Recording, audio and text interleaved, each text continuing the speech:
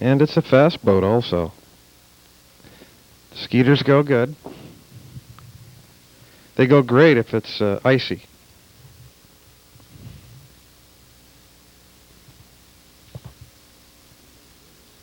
It's 46 inches long.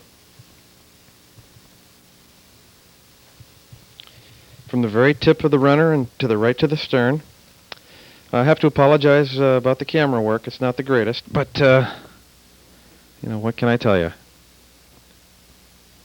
I build boats. I don't claim to be a great camera person. That's the Skeeter from the top.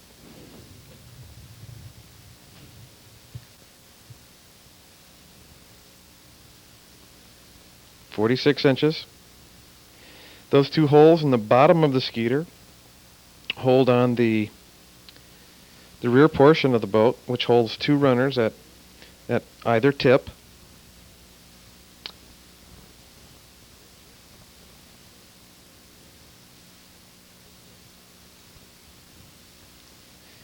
They just screw right in with sheet metal screws.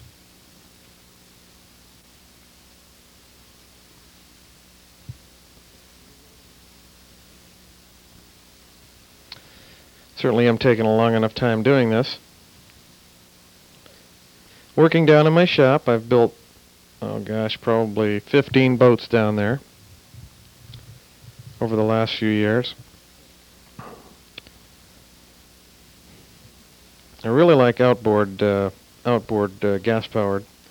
Built a nice sailboat down there recently. In fact, there was an article in the magazine about that, American Boat Modeler. Okay, so now the T's connected. I'm going to adjust the light here so that we can get just a little better picture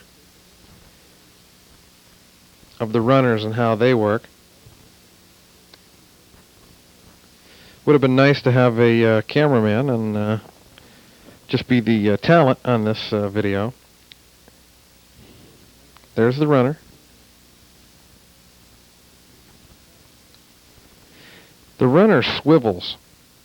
And what does it swivel on? It swivels on a turnbuckle, believe it or not. That is a turnbuckle, and it was threaded, both ends. I sawed the turnbuckle in half and then drilled through the ends. The steel I used for the runners is 1/8 inch thick steel, and it's sharpened to a point, 45-degree angles.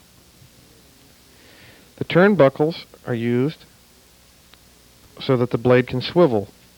If you're out ice boating and you have rough ice, you want that blade to make the most contact with the surface, or it won't turn, or it'll just side slip.